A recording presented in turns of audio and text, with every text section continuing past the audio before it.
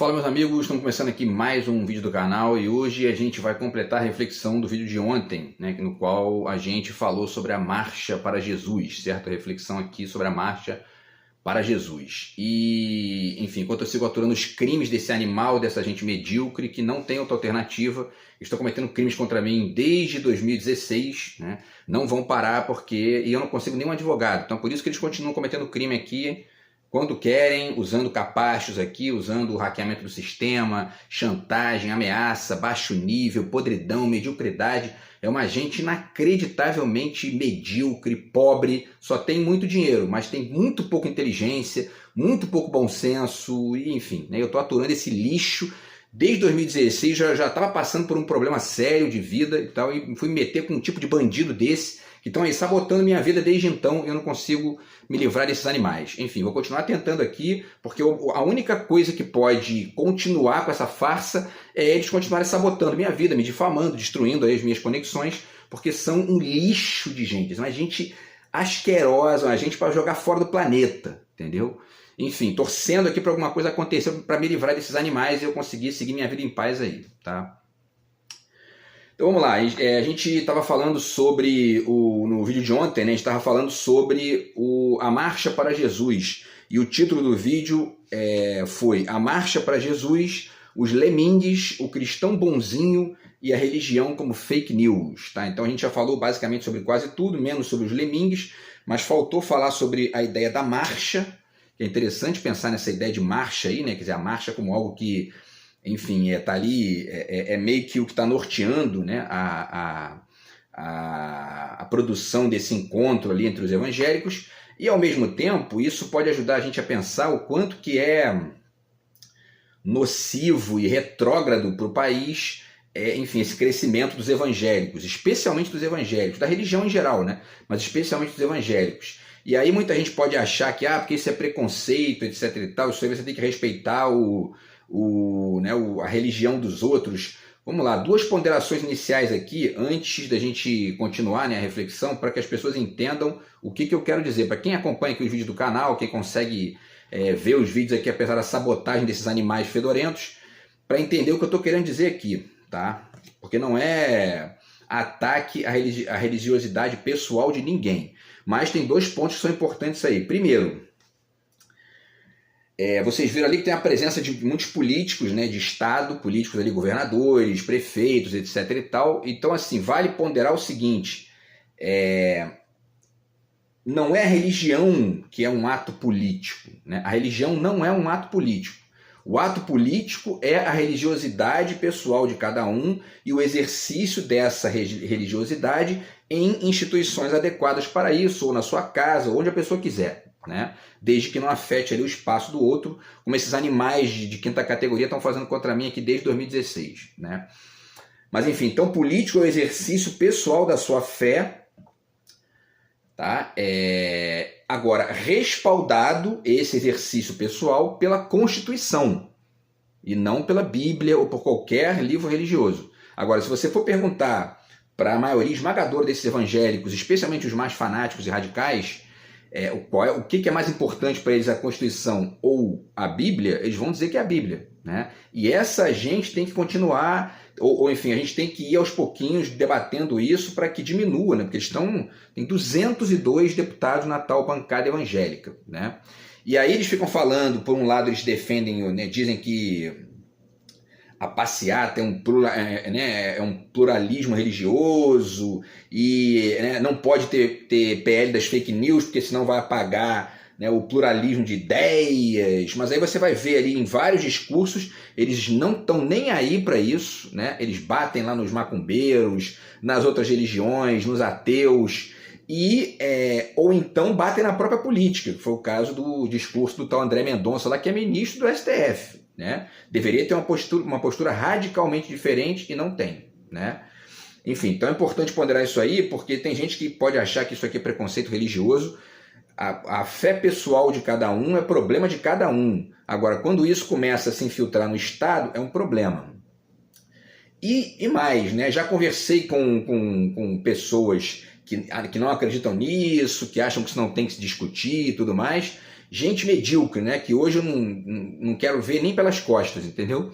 Mas a gente viu na pandemia que não é uma coisa que não tem que ser discutida, né? Pelo contrário, porque eles estavam ali, enfim, né, articulando lá dentro do Ministério da Saúde políticas de saúde para combater uma pandemia. Uma gente que não acredita nem em ciência, né? Então, enfim, quer dizer, isso trouxe a morte de milhares de pessoas. Mas para esses animaizinhos que eu estou me referindo aqui, isso aí não importa desde que não afete a eles. Porque eles são perversos, são medíocres e não tem outra forma desses animais se comportarem. Eles não conhecem outra maneira de se comportar. Tá? Enfim, então dito isso, pessoal, voltemos agora aqui ao roteiro do vídeo. Tá? A gente parou na fala, né, numa postagem de uma moça chamada Ana Vilarino. Né? Então eu vou repetir para vocês o que ela disse aqui, porque é interessante para poder, inclusive, explicitar essa ideia aqui de que religião e política não podem ficar completamente juntas. Né? Ela diz, é uma contradição absurda ser cristão e não ser de esquerda. Quer dizer, não tem contradição nenhuma nisso, né? Porque, pelo contrário, né, o estranho é alguém ser cristão e ser de esquerda. É mais complicado isso. Por quê? Porque a pessoa quando a pessoa não é ingênua e a pessoa entende o que é a esquerda, entende o que é o pensamento de esquerda, minimamente, não precisa nem aprofundar tanto, mas ela passa assim, automaticamente pela percepção de que a religião é um problema e não parte da solução, né? E aí ela continua, que tipo de cristão não se compromete com a mudança social do mundo? A maioria, já falei isso aqui no vídeo de ontem, né? A maioria não se compromete com nenhuma mudança social. Pelo contrário, o interesse deles é único e exclusivamente catequizar os outros para o próprio credo e no nível, né, pessoal estrito é se salvar do inferno, do purgatório ou da morte para ir para um paraíso em que as pessoas escolhidas, como disse o tal Tarcísio lá, vão estar enquanto os outros vão para o inferno, né? Enfim, e eles não. Então, quer dizer, essas pessoas não têm o menor compromisso com nenhuma lógica de sociedade. E aí você vê, né, dois efeitos, dois tipos de pessoas, né, que às vezes comparecem, né, que são aquelas pessoas que ajudam bastante. Eu conheço pessoas que são cristãs, católicos ou enfim, evangélicos, que vão à igreja, vão à missa e ajudam quem podem, ajudam as pessoas, são ali seres humanos bacanas, né, que o que podem fazer ali para poder ajudar o sofrimento de alguém, ajudam. Agora, isso, né, que eu estou me referindo aqui, que é ajuda, quer dizer, enfim, doar coisa ali e tudo mais, fazer esse exercício de solidariedade com as pessoas, isso é muito bacana, mas isso não resolve o problema. Né? Isso só alimenta ali um sentimento bacana na gente, quando é genuíno, né, quando é uma coisa sincera, ou então meramente isso, enfim, né, disfarça na cabeça do egoísta estrito senso, talvez um sentimento de culpa ali e tudo mais. Né? Então ele dá ali uma grana para um mendigo e continua sendo egoísta na vida privada dele, não está nem aí para política e vota no cara que é mais egoísta que ele. Né? E aí esse cara vai acabar gerando mais mendigos, ele vai ter que dar mais dinheiro, vai continuar dando eternamente dinheiro para mendigo, que não vai resolver o problema. Né? Porque a caridade, era essa palavra que eu estava tentando lembrar aqui, a caridade, eu já fiz vídeo aqui sobre isso, né? A caridade é algo que alimenta ali o ego, né, da pessoa quando não é genuíno, né? Alimenta o ego da pessoa e ao mesmo tempo fica escamoteando o problema. Né? Quer dizer, a gente fica, né, a pessoa que age assim, né, ajuda o mendigo, ajuda a pessoa que está precisando, tudo mais ali, mas não contribui em nada para o sistema mudar para que a gente chegue num dia que esse tipo de pessoa não exista mais. Né? Não precisa existir mendigo, essas pessoas não precisam existir, basta que a gente conserte, né, a lógica social. Né? E as diferenças de projeto e de experiência mesmo entre a esquerda e a direita mostram bem isso. Né? A direita ganhou, quer dizer, roubou o poder, né, da Dilma lá e depois com o Bolsonaro também roubou, porque, né, o Lula foi preso. Se o Lula não tivesse sido preso, o Bolsonaro não ganharia a eleição. Né? Então eles não ganham eleição no executivo mais sem golpe, não tem mais como. Né? E aí o que acontece? Eles ganharam, o que aconteceu com o país? O desemprego aumentou, a fome voltou, fila do osso, né? Enfim, tudo mais. O Brasil tinha saído do mapa da fome. A direita volta, a gente volta para o mapa da fome. Né? Por quê? Porque a direita é isso, a direita é individualismo nocivo, egoísmo estrito, né, estupidez em divisão de país e uma conexão com o Estado que é de ratazana, né? A gente que não tem projeto com o Estado fica ali batendo no Estado todo dia e aí vai fazer o que no Estado? Né? Vão destruir o Estado, com certeza, né? Enfim, então a mudança social, né, ela passa automaticamente pela percepção do pensamento de esquerda, né? E existe um segundo tipo, só para finalizar ainda essa explicação, né, que são figuras de dentro da religião que agem dessa maneira, né, dessa maneira de fazer ali a caridade, de fazer esse trabalho bacana, e que você olha também que é genuíno, que o cara não está ali por dinheiro, não está ali para poder enriquecer, né, comprar helicóptero, lancha, mansão, e etc., como são esses neopentecostais. Vamos falar um pouquinho aqui também do perfil deles, né? Mas essas pessoas, tipo, né, o pastor Henrique Vieira, que agora é deputado, fiz vídeo sobre ele, e outras figuras, padre Júlio Lancelotti também, enfim, essas pessoas são exceção da exceção da exceção, né? No geral, o que você vê ali são pessoas que estão interessadas em catequizar os outros ou de fazer caridade, mas sem compromisso com nenhum tipo de discussão política mais ampla, né? E aí o último comentário dela, ela diz, né, os 4 evangelhos deixam claro, muito claro mesmo, para ela, né? Não tem nada de claro, mas enfim, deixam muito claro mesmo que o projeto de Jesus é um reino de fraternidade e igualdade. Isso é política e tem lado. Isso aqui, para poder descascar esse problema aqui dessa interpretação, é fácil. Né? Por quê? Porque quem criou o cristianismo não foi Jesus. Jesus não criou religião nenhuma. Né? Quem criou a religião foi o tal São Paulo e se articulou com outras pessoas ali, o troço virou uma lógica de poder, um projeto de poder, né? Baseado em toda uma... E aí vem uma questão aqui importante também, né? Para poder ponderar o último item aí do título, né? Que é a religião como fake news. A religião, o cristianismo, a Bíblia, enfim, essa lambança toda, tudo isso é uma grande rede de fake news. Se você lê a Bíblia do início ao fim com um olhar contemporâneo, um olhar esclarecido de fato, um olhar mais amplo, um olhar que dialoga com a ciência, com a filosofia e tudo mais, você compreende que isso interessa a muita gente por uma via, né, de um consolo para a morte e tudo mais. Agora, né, o conteúdo daquela bosta toda ali, né, é moralismo puro e um monte de mentira, né, enfim, né, algumas delas, inclusive várias delas já foram comprovadas por historiadores, por estudiosos, enfim, está o tempo todo aparecendo isso aí, né, e as pessoas continuam sem raciocinar. Então essa tese aqui, né, e só um parênteses aqui, né, vocês me desculpem aqui alguns termos fortes que eu uso de vez em quando, mas é porque eu estou aturando um grupo de criminosos vomitando ódio, lixo, baixo nível, podridão e mediocridade na minha vida já tem, né, basicamente aí 8 anos. Então, quer dizer, isso, ninguém aguenta isso. Eu estou tentando uma saída aqui civilizada para livrar desses animais, não consigo, eles continuam aqui, ó, com um salvo-conduto para ficar vomitando bosta na minha vida todo dia. Isso gera raiva, né? Não tem jeito, né? Ou gera minimamente um desgaste aqui inacreditável, sabe? É uma gente tóxica a um nível assim... Eu jamais poderia imaginar que pudesse existir gente tão nojenta, tão medíocre, tão bosta na minha vida. E eu tô tendo que aturar esses animais tudo com indiretinha, tudo com, sabe, com sabotagem, com crime, podridão, ameaça, chantagem, medíocre. É uma gente assim de vomitar, uma gente é lixo. Essa gente é lixo. Enfim, então, essa ideia, então, ela parte de uma ideia equivocada, porque ela fala que os evangelhos deixam claro que o projeto de Jesus é um reino de fraternidade, quando, na verdade, o projeto mais importante em questão para a gente entender o que é o cristianismo quando a gente olha para a Bíblia, não é o projeto de Jesus, é o projeto de quem fez a Bíblia, de quem criou aquelas ideias, que não foi Jesus. Jesus não fez a Bíblia, Jesus não criou cristianismo nenhum, né? O cristianismo não tem nada a ver com Jesus. Eles estão usando, né, o nome do cara lá para poder ficar pagando de intérpretes das questões dele e sem a menor vocação, né? É mais ou menos animaizinhos que ficam estudando psicanálise para poder pagar de curador da questão dos outros e começa a vomitar ódio. Por quê? Não tem vocação, são vermes, né?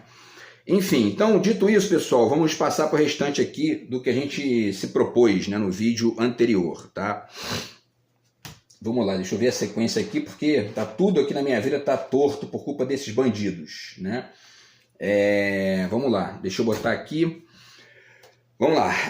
Então o título era esse, né? A Marcha para Jesus, os Lemingues, o Cristão Bonzinho e a Religião como Fake News, tá? Então a religião como fake news e o cristão bonzinho já foram basicamente refletidos. A Marcha para Jesus, estrito senso, lá também. Agora vamos falar um pouquinho dessa ideia de marcha, tá? E também dos Lemingues, para finalizar com o retrato dos evangélicos, tá? Do Brasil atual. Então vamos lá. Essa ideia de marcha, tá? Me lembrou um texto do Alain Badiou, que está nesse livro aqui, tá? Pequeno Manual de Inestética, certo? É um texto, né? Meditações Filosóficas, volume 2, Pequeno Manual de Inestética. Tá? É um texto que ele fala sobre a dança como metáfora do pensamento. Tá? Então está na página 83, tá? E tem muita coisa legal aqui, quem quiser ler o texto. Tem algumas questões também que são discutíveis, mas o texto é muito interessante, tá? E aí, basicamente, ele fala, né? Ele vai falando aqui, quer ver? Deixa eu ler algumas coisas para vocês. Ele fala do regime do corpo exercitado a submeter-se a uma coreografia, que aí seria essa dança mais, enfim, né? Reta, tá? E aí vai falando também, ele fala sobre o oposto disso, né? Que seria a vulgaridade, ou seja, uma dança sem nenhum tipo de conexão com a música, né? Enfim, uma coisa ali meio que totalmente bêbada, digamos, né? E, enfim, vai falando de outras coisas, tá? Enfim, o artigo é bem interessante, tá? Porque ele está falando basicamente disso, da conexão da dança, da ideia de dança com o exercício do pensamento em diálogo com Nietzsche, tá? E aí ele fala que toda dança que obedece à música, ao mesmo tempo, se transforma, né, na má Alemanha, que é aquela coisa que o Nietzsche faz uma distinção lá. Mas o que interessa para pensar essa ideia de marcha, que foi uma ideia que eu tive aqui, né, uma comparação, porque essas comparações às vezes ajudam a gente a pensar melhor as coisas, né? Então, ele diz aqui, quer dizer, né, a gente pode dividir, tá, essa metáfora que ele criou, ou essa associação que ele criou, da dança como metáfora do pensamento, em 3 tipos, tá?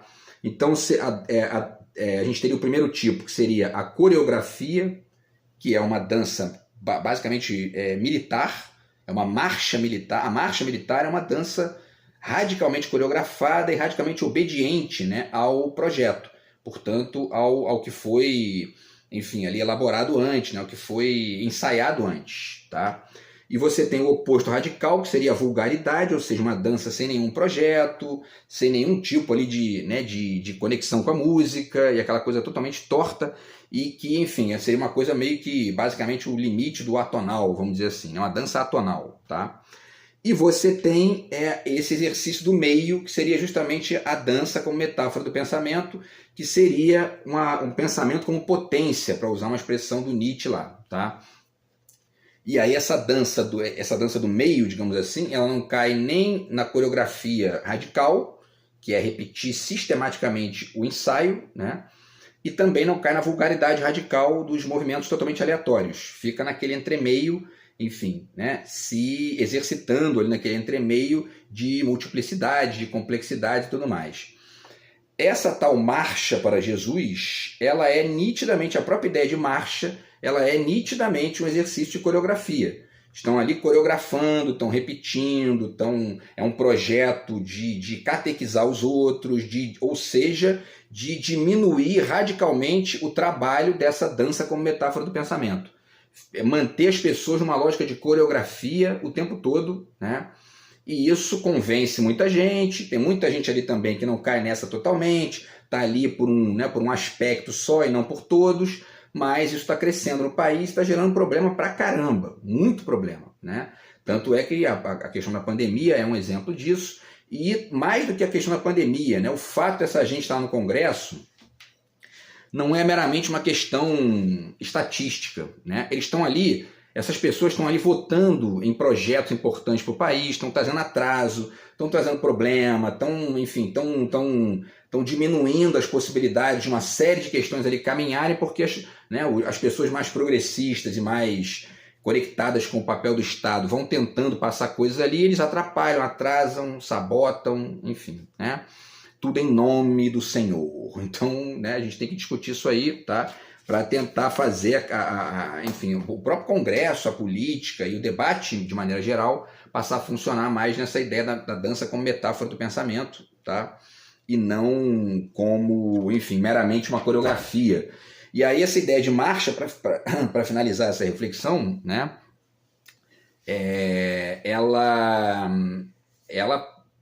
me lembrou a questão dos lemingues, né? E aí eu vou falar aqui para vocês quem são os lemingues. Os lemingues, o lemingue é um pequeno roedor que é geralmente encontrado na tundra, né? Que é um bioma lá do norte, né? Noruega, enfim, Canadá, Alasca, você vai ver ali por lá que tem esse tipo de ecossistema, né? E eles são mamíferos, né? São ratinhos, né? São parentes do hamster e tal. E o interessante dos lemingues é o seguinte, por que eu lembrei disso, né? Porque os lemingues ficaram bastante conhecidos pelo mito de que cometeriam suicídio em massa durante suas migrações, né? Movidos por urgências biológicas de sobrevivência, algumas espécies de lemingues migram em grandes grupos sempre que a densidade populacional se torna insustentável. Porque eles se proliferam de maneira muito rápida, chega uma hora que não tem como ficar no mesmo lugar, e eles fazem migrações forçadas, e aí se jogam no mar, eles não sabem nadar, né? É um negócio bizarro, assim. E aí os lemingues não nadam e podem, nessa desesperada procura por novo habitat, optar por cruzar um curso de água, né? Esse fato e as enormes e inesperadas flutuações na população dos lemingues noruegueses devem ter contribuído para o desenvolvimento dos mitos, tá? E aí, por último aqui, para vocês entenderem qual é a questão, né? Por seu comportamento migratório aparentemente estranho, os lemingues e seu suposto suicídio são lembrados e associados como uma metáfora a pessoas que seguem a maioria sem questionar, mesmo que esse comportamento tenha consequências terríveis. É exatamente isso aí que a gente está vivendo, né? Houve também referência aos lemingues, e aí eles falam de referências midiáticas, tem filme feito sobre isso, eles aparecem em desenho da Disney, aparecem em videogame, enfim, né, essa imagem dos lemingues se jogando, né, em massa assim, no mar, isso é muito comum, né, já virou uma espécie de quase de meme ali, né? Então, pessoal, qual é a questão, né? Por que eu citei isso aqui? É fácil de perceber, né? Porque a marcha para Jesus é basicamente a marcha do Brasil para o suicídio, né? Ou enfim, né? Talvez suicídio seja uma palavra forte, mas da mesma maneira que acontece com os lemingues, a gente vai acabar se jogando no mar e vai perder tempo ali, né? Vai perder, enfim, projetos importantes, perder tempo, basicamente, né? Então essa marcha dos lemingues, a marcha para Jesus é a marcha dos lemingues, a marcha do Brasil, enfim, para o abismo ali, a gente está retrocedendo no tempo, tá? Enfim, dito isso, um último comentário aqui a respeito dessa questão ainda da marcha, me lembrou esse romance aqui do Menal Tom Braff, que é o Bolero de Ravel, tá? Que é a história de dois irmãos, e eles passam por um problema lá, e um resolve de uma maneira mais rápida, o outro demora um pouco mais, quer dizer, isso tem uma conexão, ele fez uma conexão muito interessante com o Bolero de Ravel, que é isso, né? O Bolero de Ravel é uma marcha militar com com uma melodia que é mais, enfim, digamos assim, cromática ali, junto com essa marcha, né?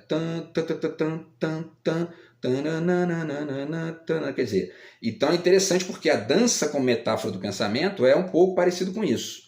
É você mesclar essas duas coisas aí e não ficar caindo nem num extremo nem no outro, né? No extremo da coreografia fanática, né? E nem na vulgaridade aleatória, né? De não se conectar com nada, com o restante, tá? Bom, dito isso, pessoal, vamos continuar aqui nossa reflexão com o Nietzsche, tá? Aqui tem o Anticristo, para a gente continuar tentando entender esse problema aí, e aqui a gente vai falar mais um pouquinho sobre a questão da religião como fake news, tá? O Nietzsche fala de um negócio muito importante aqui. Então deixa eu virar aqui para a gente falar. Vamos lá, o Nietzsche fala aqui na página 85 do Anticristo, ele diz o seguinte, né? Uma religião como o cristianismo que não toca a realidade em ponto algum, que desvanece no instante em que a realidade entra por um ponto qualquer na esfera dos seus direitos, tal religião será com direito o inimigo mortal da sabedoria do mundo, quero dizer, da ciência. E aí ela há de aprovar todos os meios para envenenar, caluniar, desprestigiar a disciplina do espírito, a pureza e severidade dos negócios de consciência do espírito, a nobre frieza, a nobre liberdade do espírito. E aí ele continua aqui, a fé enquanto imperativa e o veto contra a ciência. Em praxis, a mentira a todo custo. Para quem aí gosta de estudar e é de esquerda, né? Leia isso aqui para poder aprender que ser cristão e ser de direita não é surpreendente. Tá? Ele continua, Paulo, que é o São Paulo, que criou o cristianismo, compreendeu que a mentira, que a fé, era necessária. Né? E a igreja mais tarde compreendeu Paulo. E aí criaram o cristianismo que a gente está vivendo até hoje. Né? Não foi Jesus que criou isso. E mesmo assim, né, mesmo que fosse, né, Jesus era um ser humano como os outros. Né? Acredita em algo diferente quem cai nessa questão da fé aí. Tá? E aí ele continua, esse Deus que Paulo inventou, um Deus que reduz a nada a sabedoria do mundo, não é uma realidade, senão uma decisão atrevida de Paulo em chamar Deus à sua própria vontade. Isto é, o que é essencialmente judaico. Né? Paulo chegou a reduzir a nada a sabedoria do mundo. E aí ele finaliza aqui dizendo que efetivamente não se pode ser filólogo sem ser ao mesmo tempo anticristo. Né? E a gente pode acrescentar filósofo também. Né? Então o anticristo é justamente o filósofo. É aquele que não acredita nessa balela, tá? E não fica perdendo tempo procurando diferença entre um cristianismo de esquerda e um cristianismo de direita, porque o atraso está aí e o avanço não está aí. O avanço está em entender que a religião é uma escolha pessoal, mas se ela começa a se vincular com a política, isso tem que ser atacado veementemente, para que não ganhe aí espaços de a gente se transformar numa teocracia de novo aí, né? E tudo mais. Agora, se a gente se transformar numa teocracia, não vai ser uma teocracia aos moldes antigos. Por quê? Porque existe um retrato que dá para traçar sobre o evangélico, né? Mas não vai dar tempo de fazer isso nesse vídeo de hoje, tá? Então eu vou deixar para fazer esse retrato no próximo vídeo e vou finalizar com um último comentário aqui sobre ainda sobre essa questão da passeata e sobre o que representa, na verdade, um tipo ali de evangélico, tá? Que quer dizer, né, um retrato, na verdade, no qual a gente pode colocar basicamente todos, né, todos os evangélicos, tá? E, enfim, vamos lá então. Eu tenho falado aqui do cinismo, né? Tenho discutido bastante aqui a razão cínica do Sloterdijk, na medida aqui do impossível, dessa covardia nojenta que eu consigo aturando aqui, tá? Mas, enfim, o neopentecostalismo, esse grupo chamado de evangélicos, eles representam muito bem essa razão cínica, ponderada aqui pelo Sloterdijk. Por quê? Porque eles vão conectando uma série de elementos a partir dessa razão cínica, tá? Em parte, né? E funcionando nessa lógica híbrida, que eu repito, não vou adiantar aqui para vocês, vou falar isso no próximo vídeo, tá? Mas o fato é esse, tá? Então eles misturam uma série de coisas aí. E aí eu lembrei de um livro que eu tenho aqui, de um psicanalista chamado Ricardo Goldenberg, né? Tá aqui no Círculo Cínico, ou Karol Lacan, por que negar a psicanálise aos canalhas. Hoje eu sei por quê, eu já posso inclusive responder para ele isso aqui se um dia ele quiser, tá?